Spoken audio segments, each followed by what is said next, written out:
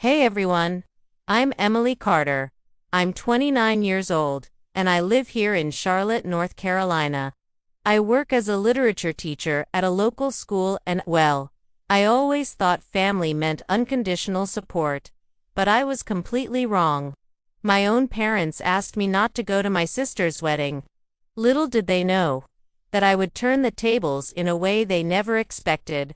If you believe that family is sacred and that blood is thicker than water, maybe my story will make you rethink some things, because what happened to me, completely changed my perspective on what it really means to be loved.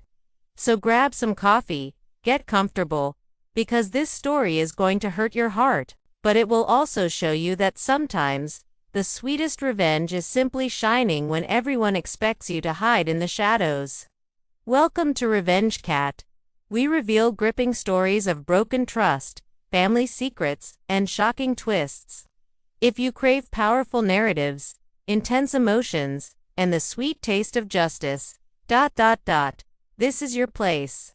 Subscribe to the channel so you don't miss a thing. Let me start from the beginning. Since I was little, I always knew what my place was in the Carter family. And that place wasn't exactly prominent. My sister Megan is 3 years younger than me, but ever since she was born, it seemed like I had become furniture in my own house. You know when you walk into a room and nobody notices your presence? Well, that was my daily reality. Megan was everything I wasn't. Blonde, outgoing, sociable. While I spent afternoons reading books in my room, she was in the living room being the center of attention. When I brought home a perfect report card from school, my parents barely looked. But when Megan got a B, it was a celebration at home. Wow, Megan, you're so smart. And there I was, invisible, with my perfect report card in my hand. During my teenage years, the situation only got worse. My parents spent fortunes on designer clothes for Megan, while I used whatever was left in the budget. She got a new car at 16. I had to work part-time to buy a used bicycle. But you know what hurt the most? It wasn't the material things. It was the way they looked at her, with pride, with unconditional love, with that light in their eyes. That I never saw directed at me. When Megan was accepted to a mediocre college, my parents threw a celebration party. When I got a full scholarship to study literature at one of the best universities in the state, they said, "That's good, Emily. Congratulations." That's good, congratulations. 2 words. That's what I received for the biggest achievement of my life up to that point. The years passed, and I kind of got used to my role as a supporting character in the Carter family. I graduated, got a job I love as a teacher, built my independent life. I had my friends, my books, my small rented house that I decorated with such care. From time to time, it still hurt. At family Christmases, at birthdays where Megan was always the center of attention, but I had learned to accept it.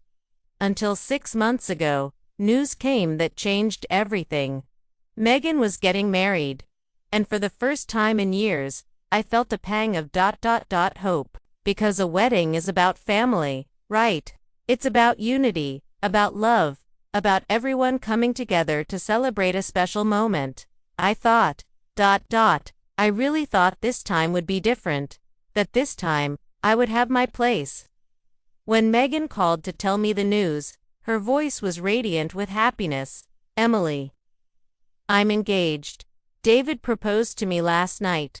And you know what I did? I genuinely got emotional for her. Because no matter how complicated our relationship had always been, she was my sister, and I wanted her to be happy." "Megan, what wonderful news. Congratulations, tell me everything." We talked for 2 hours. She told me about the romantic proposal, about the plans for the ceremony, about how excited she was to start organizing everything. And then she said something that made my heart race. "Emily, you're going to be my maid of honor, right? I can't imagine my wedding without my big sister by my side." Guys, I can't explain what I felt at that moment. It was as if, finally, after 29 years, I had found my place in the family. As if I were important. As if I mattered. Of course, Megan, it would be an honor. The following months were an emotional roller coaster. I threw myself headfirst into the wedding preparations. I helped Megan choose her dress, went with her to taste cakes, spent entire afternoons looking at decorations on Pinterest. For the first time in my life, I felt included. But gradually, small signs began to appear. First was the matter of the bridesmaid dress. Megan had chosen a beautiful color, an elegant teal blue. But when it came time to order, she changed her mind. You know, Emily, thinking it over, I think you should wear something more, discreet. Maybe beige, or gray, discreet. That word hit me like a punch in the stomach. But I swallowed hard and agreed. After all, it was her wedding, right? Then there was the matter of the speech.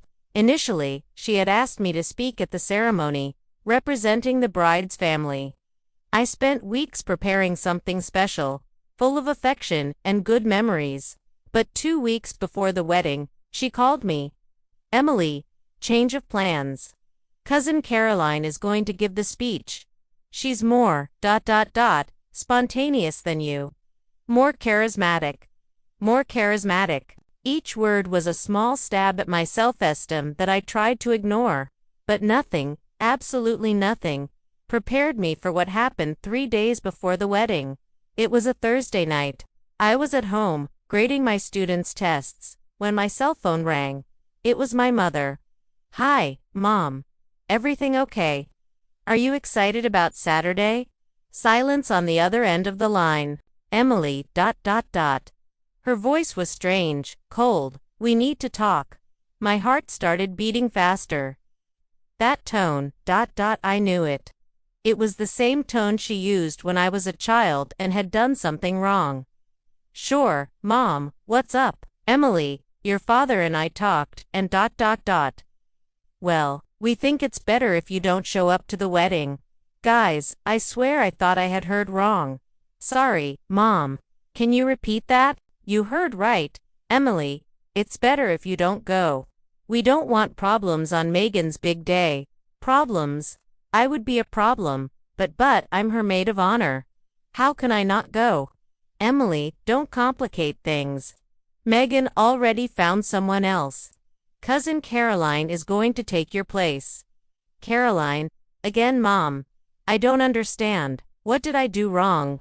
Why are you excluding me like this? We're not excluding anyone. We're being practical. You know how you are at social events, Emily. You've always been kind of awkward. Too shy. Megan's wedding is going to have many important people, and we can't risk you, causing some embarrassment. Guys, I simply couldn't believe what I was hearing. My own mother was telling me, in so many words, that I was ashamed, that my presence at my sister's wedding would be an embarrassment. Mom, I'm a teacher. I talk to people every day. I'm not, double quotes, Emily. The decision has been made. Don't make this harder than it already is. And then she hung up on me. I stood there, in the middle of my living room, looking at the phone in my hand, trying to process what had just happened. It was at that moment I realized, I wasn't a daughter. I was just a burden to them. In the next 2 days, I entered a kind of state of shock. I couldn't eat, couldn't sleep properly. I called in sick at school because I simply wasn't in any condition to teach. Megan didn't call me. Didn't even text. Nothing. It was as if I had been erased from the family's story. On Friday night, the eve of the wedding, my cousin Jessica, one of the few family members who had always been nice to me, called me. Emily, are you okay? I heard you're not going to the wedding tomorrow. What happened? And then I broke down. I told Jessica everything. My mother's call, the exclusion, the humiliation. Jessica was silent for a moment. Then she sighed deeply. Emily, I need to tell you something. And you're not going to like it. My stomach contracted. What is it, Jess? Yesterday I was at Aunt Margaret's house helping with the flower arrangements for the wedding. Megan was there too, talking with some friends. I accidentally overheard a conversation that, ... Well, that disgusted me. What conversation? Emily, Megan was talking about you. She told her friends that she had asked our parents to remove you from the wedding because you are, and I quote verbatim, too embarrassing to be in front of all those important people. She said more. Emily, she said you've always been the weird sister in the family, that you don't know how to behave socially, and that she didn't want to risk you doing something that would embarrass her in front of the groom and his family. Guys, ... I simply couldn't breathe. All this time, I thought the decision had come from my parents, that they had decided to exclude me, but no. It had been Megan's idea, my younger sister, whom I had helped with preparations for months, whom I had supported unconditionally. She had stabbed me in the back. Jessica, are you sure? Unfortunately, yes. And there's more. She laughed when she said it. Laughed Emily, as if it were the funniest thing in the world. I hung up the phone and cried like I hadn't cried since childhood. But after the tears, ... came the anger, and it was at that moment that I made a decision that would change my life forever. They didn't expect me to have the strength to shine on my own, but they were about to discover how wrong they were. Saturday morning, wedding day. I woke up with swollen eyes from crying so much, but with a determination I had never felt before in my life. I wasn't going to hide. I wasn't going to spend the day pretending everything was okay, watching Netflix and eating ice cream straight from the container.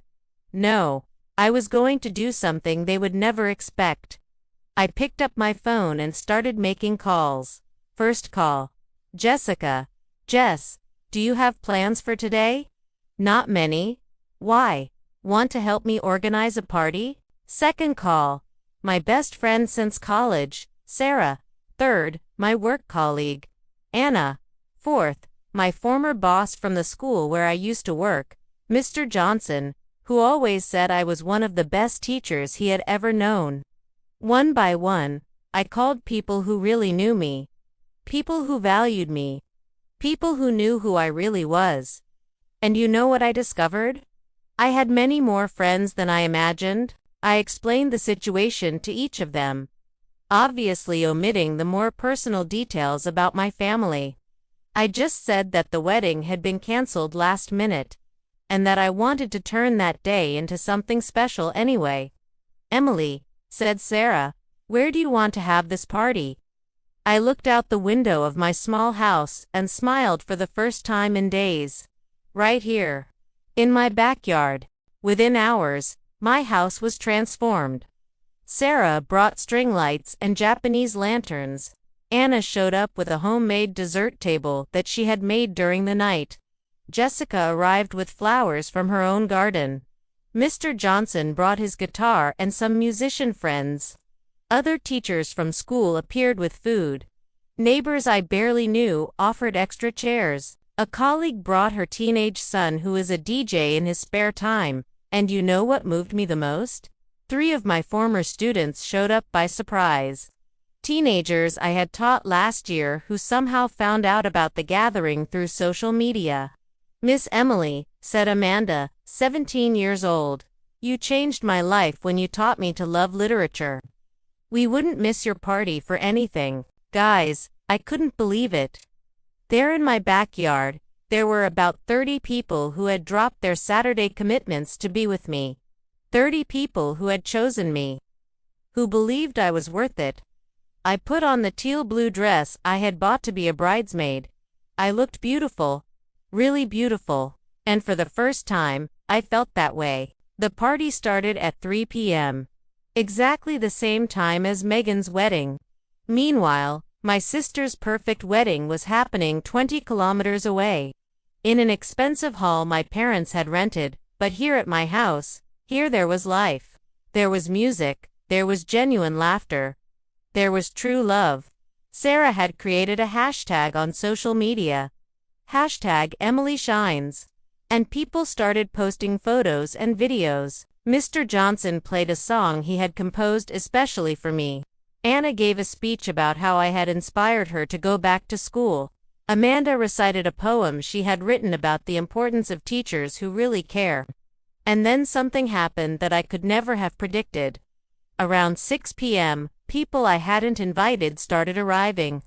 First was my cousin Marcus, who was supposed to be at the wedding. Emily, what is all this, Marcus? What are you doing here? I saw the photos on Instagram. This party looks much more fun than that formal thing over there. Can I stay?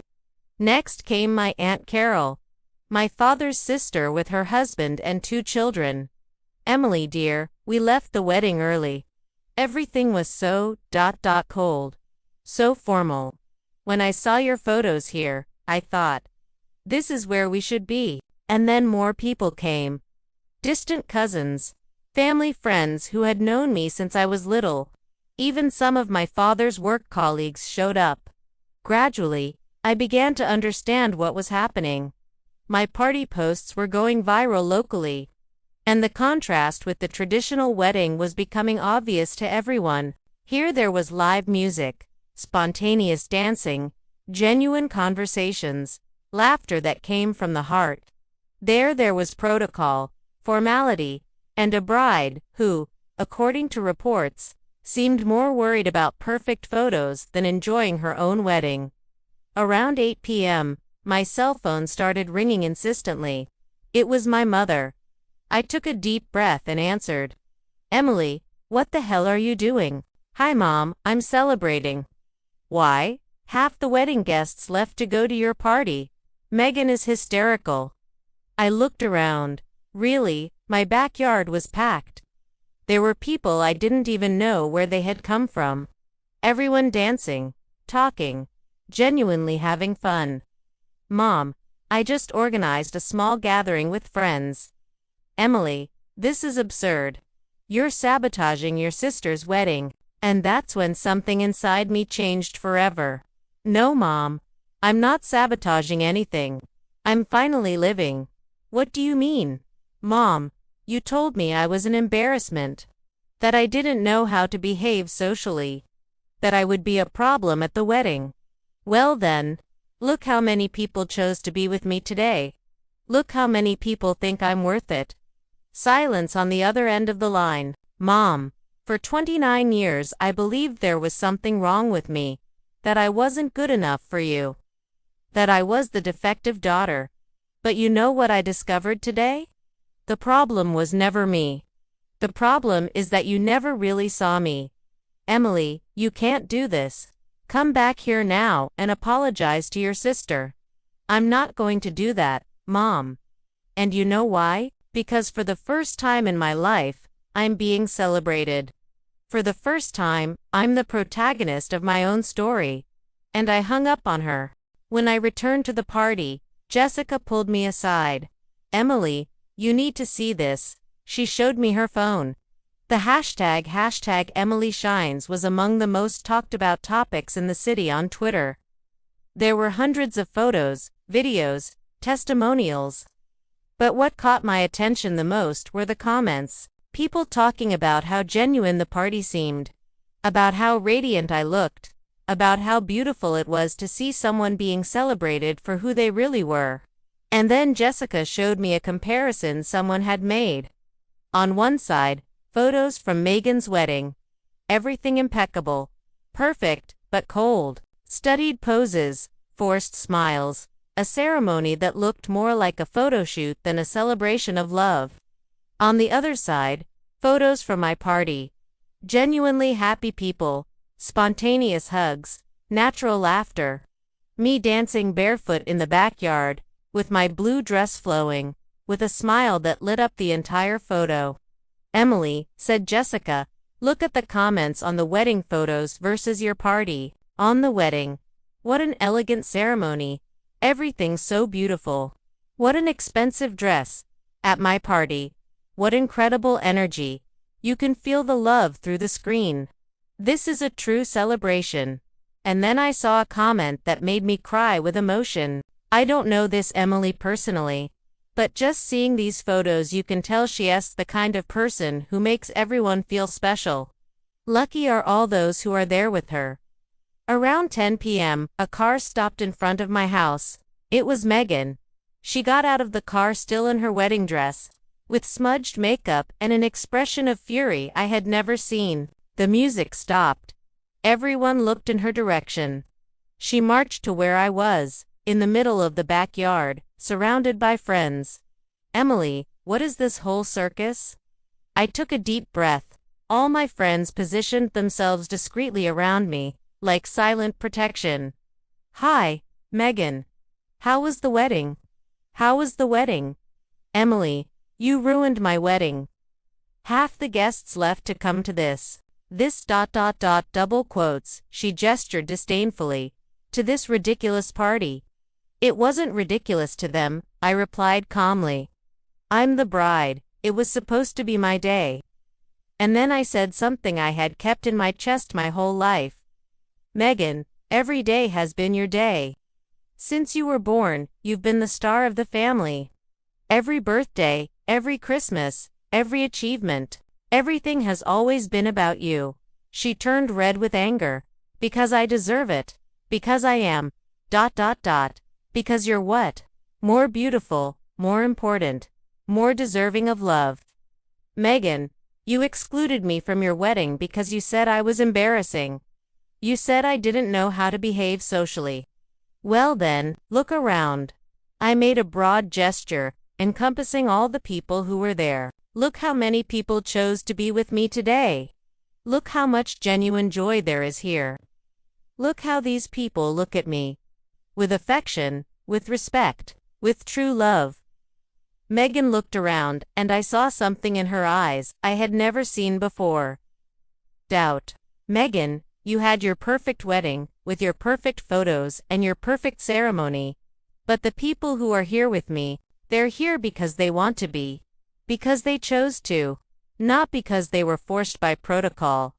In the days that followed, the repercussions were intense. Photos from my party continued to go viral. Local newspapers contacted me wanting to do stories about the teacher who turned her exclusion into a celebration of self-love. I received messages from hundreds of strangers telling their own stories of family exclusion, thanking me for showing that it's possible to turn things around. But the most important thing happened a week later. My parents showed up at my house. For the first time, they seemed small. Vulnerable. Emily, said my father, we need to talk. We sat in my living room. The same place where, a week before, I had received the call that changed everything. Emily, we were wrong, said my mother, with a low voice. I didn't say anything. I just waited. We saw the photos. We read the comments. And mainly, we saw how radiant you were. How happy you were.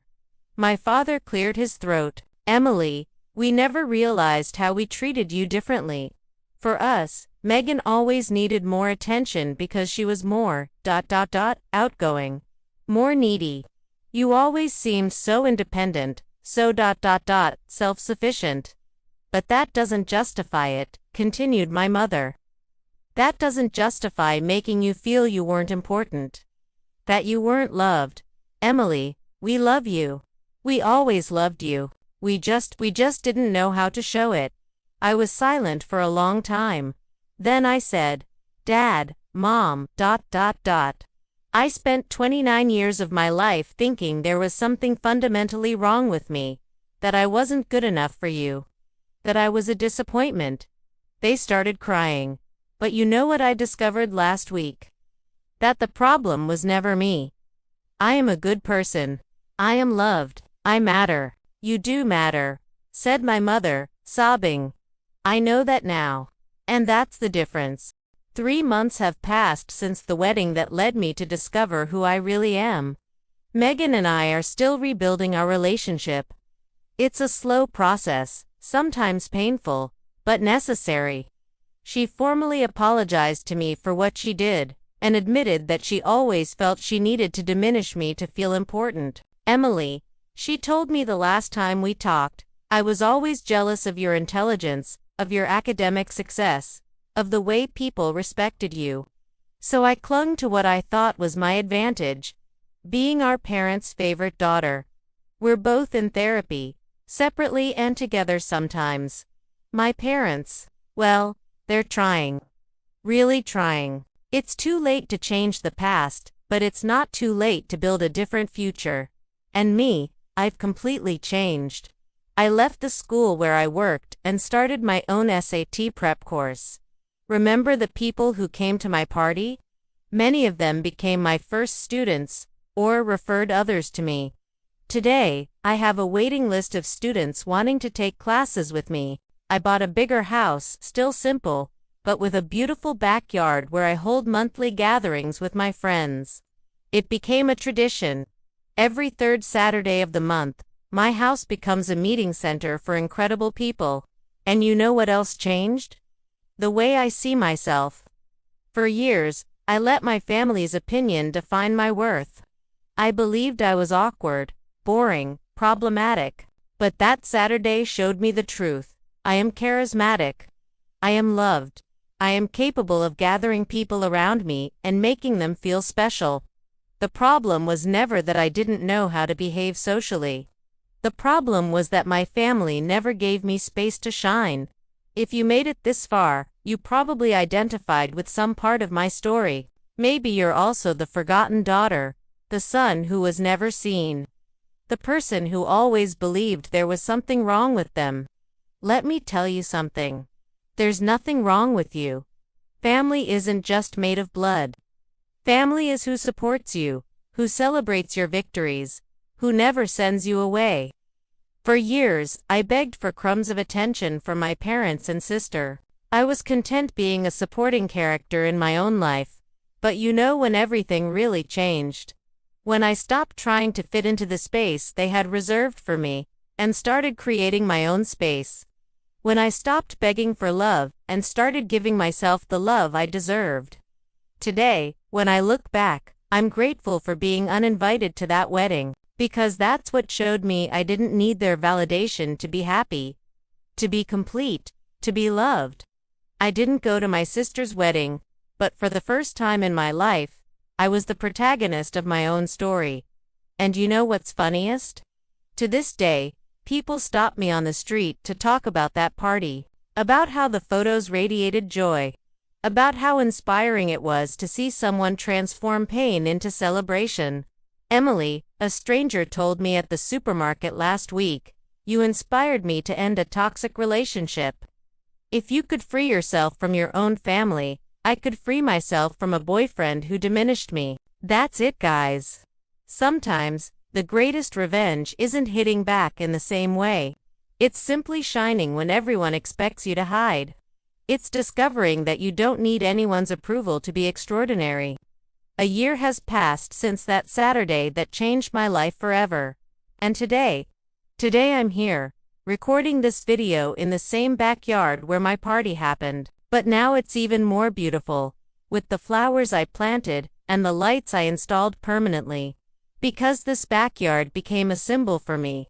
A symbol that sometimes, the best things happen when you stop waiting for others to include you and start creating your own space. Megan is fine, by the way. Her marriage lasted exactly 8 months. She discovered that her husband was only interested in the perfect family image she represented, not in who she really was, underneath all that performance. When she told me about the divorce, I didn't feel satisfaction. I felt compassion. Because I understood that she was also trapped in a version of herself that wasn't completely true. Emily, she told me crying, how do you manage to be so authentic? I spent my whole life trying to be perfect, and I don't even know who I really am anymore. And you know what I answered? Megan, you discover who you are when you stop trying to be who others expect you to be. Today, we're closer than we've ever been. It's not perfect, and probably never will be. But it's real. Remember when I said I started my own prep course? Well, it exploded. Today I have 15 teachers working with me and 3 units in the city. And the most incredible thing, the course name is Shine, inspired by that hashtag that was born spontaneously at my party. Every month, we do a free event for low-income students, and I always end these talks by telling my story about how I discovered I didn't need to hide to make others feel comfortable. Guys, I tell these teenagers, you don't need to dim your light so others don't feel outshined. The world needs your brightness. And every time I say this, I remember that Emily from a year ago. That woman who spent her life apologizing for existing. She still lives inside me. You know, sometimes she appears, whispering that I don't deserve the success I've achieved, that I should be more humble, less showy. But now I know how to recognize that voice. And I respond to her with kindness. Thank you for trying to protect me, but I don't need to hide anymore. What moves me most are the messages I receive every day. People from around the world who saw my video. Yes, I recorded everything and posted it on YouTube, and were inspired to make changes in their own lives. Maria, from Porto Alegre, wrote to me, Emily, your story gave me courage to leave my toxic parents' house at 35. Today, I have my own apartment, and for the first time, I feel at peace. João from São Paulo. Emily, I was the invisible son of the family. After seeing your video, I organized my own 40th birthday and invited only people who really love me. It was the best party of my life. And Anna, who made me cry. Emily, my 16-year-old daughter was depressed because she felt rejected at school. I showed her your video, and now she organized a study group at our house with other outsider teenagers. They call themselves Those Who Shine. Thank you for showing that being different isn't a defect, guys. When I received that message from Anna, I understood what my true purpose was. It wasn't just to save myself. It was to show other people that they could save themselves too. And there's one last thing I need to tell you. Last month, I was at the supermarket shopping when a woman approached me. Excuse me, aren't you Emily from the wedding video? I smiled. Yes, that's me. Oh my. I needed to thank you personally. My name is Carmen and I watched your video at one of the most difficult moments of my life. She told me she was going through a complicated divorce and that her ex-husband's family, a family she had considered hers for 20 years, had decided to choose sides and completely excluded her. Emily, I was feeling like I had no family left in the world, like I was worthless. But your video showed me I could create my own family. She smiled with tears in her eyes. Today I have an incredible group of female friends. I moved to a new city where no one judges me for my past, and for the first time in decades, I feel truly happy. Carmen, I said, holding her hand, you always had value. You were just in the wrong place, with the wrong people. I know that now, and that's why I needed to thank you. When I left that supermarket, I cried tears of joy in the car. Because I understood that my pain had a purpose. That my exclusion from that wedding had actually been an invitation to a much better life.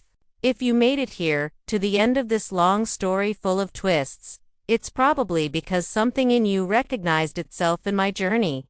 Maybe you're the forgotten daughter. The problem son. The family black sheep. The person who was always treated as if they were too much or not enough, but never enough. Or maybe you're someone who feels invisible at work, in your friend group, in relationships. Let me tell you something I learned in the most painful way possible. You can't force people to see you. You can't beg to be loved. You can't diminish yourself hoping that will make others accept you. But you know what you can do? You can stop asking permission to shine. You can stop hiding to make others feel comfortable. You can stop living as a supporting character in your own life. For 29 years, I lived waiting for my family to give me a place at the table, to reserve a space for me, to include me, to validate me. And you know when my life really began? When I stopped waiting for an invitation and decided to build my own table. And guess what? my table is always full. Because when you stop begging for love and start radiating self-love, the right people appear naturally. Today, when someone asks me what was the best day of my life, I don't hesitate. It was that Saturday when my parents told me not to show up at my sister's wedding, because it was the day I stopped trying to fit into the version they had of me, and started embracing who I really was.